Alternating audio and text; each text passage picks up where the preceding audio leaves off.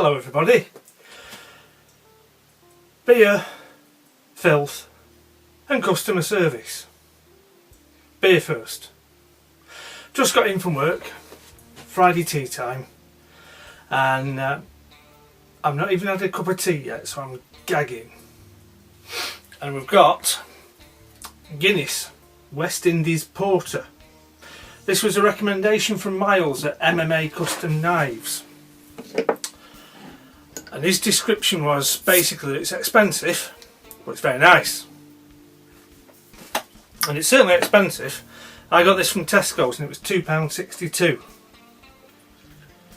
Being 500 millilitres, it's not even a proper pint. So we'll get it poured out. Oh, it's a bit lively. Could this be the first one that I stuff up on camera?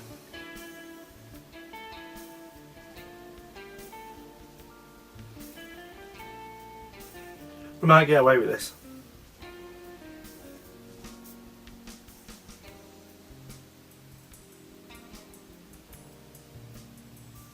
There we go.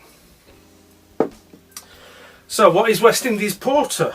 Well, it says it has its origins in an 1801 entry in the Guinness Brewer's Diaries. Guinness West Indies Porter is complex yet mellow, hoppy with notes of toffee and chocolate. It's 6% by volume. Now, notes of toffee and chocolate. You know where I stand on fancy beer flavours. If it tastes of toffee and chocolate, that's fine. It would not be inappropriate in a porter. Certainly smells chocolatey.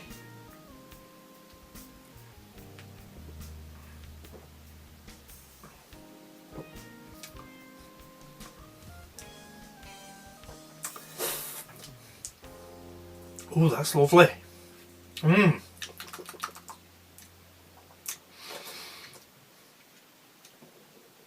Although it says it's hoppy on the label, it's not as bitter as ordinary Guinness. It doesn't taste as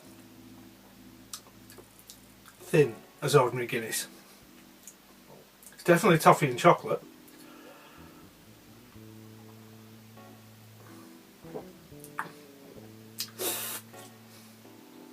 That's really nice. I think at £2.50 it is probably a bit dear, but it's certainly worth it for one, just to have a try. If you like porter, that's definitely a proper one. Cheers, Miles. Now, Filth.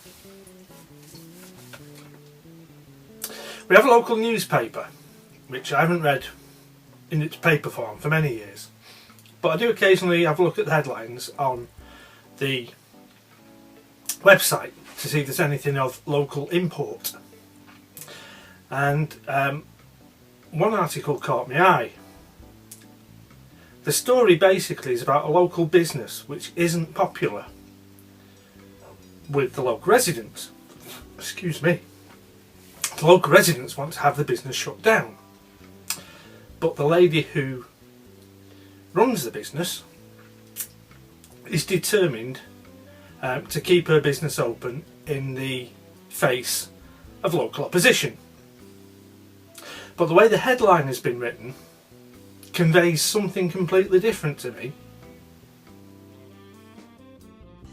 Dominatrix, battling to keep Stockport sex fetish club open, says she will not go down without a fight. Anyway, onwards. Customer service. Two small things to relate. You may have seen Knife Techs did a couple of videos. He had what we call around here a bloody rigmarole with USPS,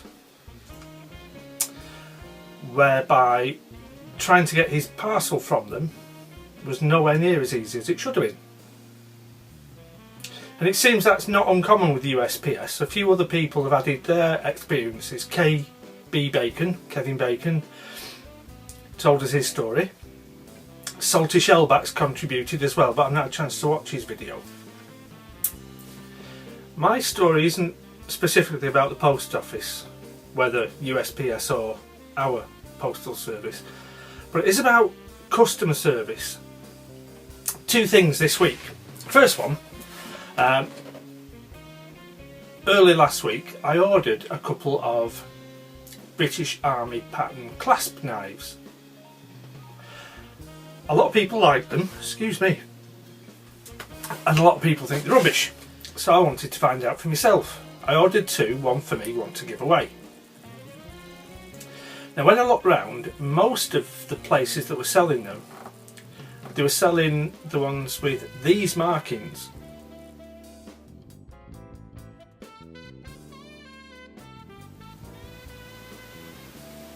Which I'm assuming they're manufactured with the intention of being sold to civilians.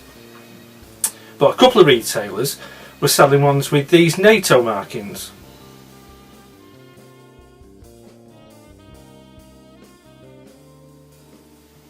And I'm assuming that those were intended to actually be issued. And I thought that would be better for the collection, more interesting. So I ended up buying from Beckett's.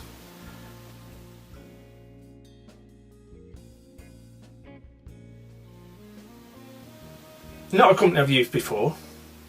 So I placed my order. They turned up. And rather than the ones with the NATO markings, which were shown on their website, they sent me the civilian ones. And they arrived last Monday, at the beginning of this week. So I sent them an email saying that your website showed the NATO ones. That's what I thought I was buying. So I'm not happy. This is the first time I've used your company and you've let me down. So I want you to tell me what you propose to do to rectify it. And I got no reply. So Thursday morning I resent a very similar email, changed the title to include complaint, and stressed that I really wanted to hear how they were going to put this right. And I got no reply to that either.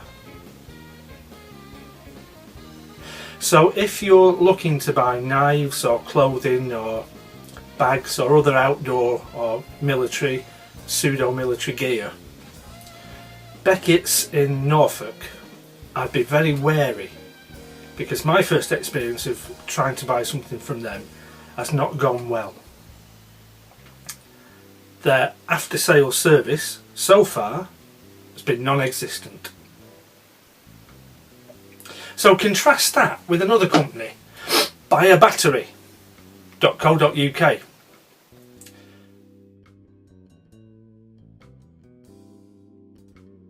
Fairly local, they're in Horwich I think, and I've been buying bulk batteries from them for a while. I've never had any problem.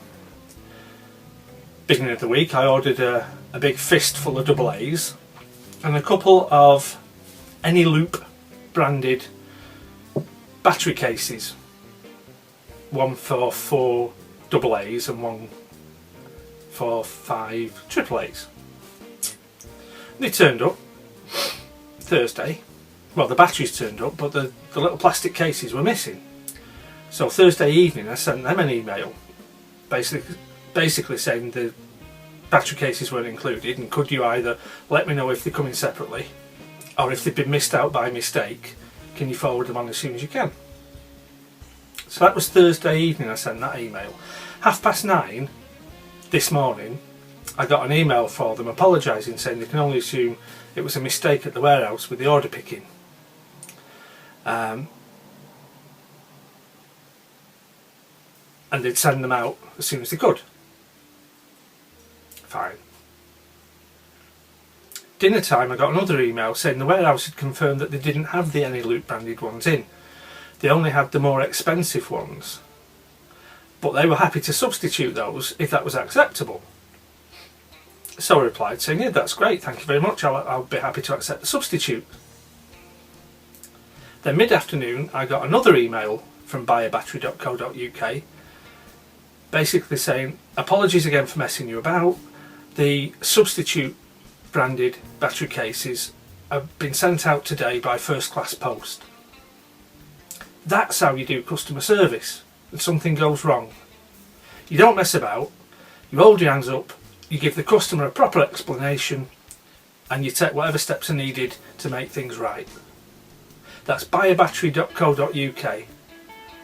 So if you're in the UK and you want a good price on bulk batteries, the postage is expensive. I think it's a flat £5 or £4.95. But the price on bulk batteries, if you're buying a couple of dozen batteries, the price is so low that you're still saving money. I've had good service, good prices. Beckett's, the surplus shop in Norfolk, I'm not happy with them at all. So, 2 examples. One, how you do it properly. Another, how you piss your customers off. So, I'm going to go off and get my tea now. I've got my Guinness West Indies Porter to finish first. But at least it's Friday evening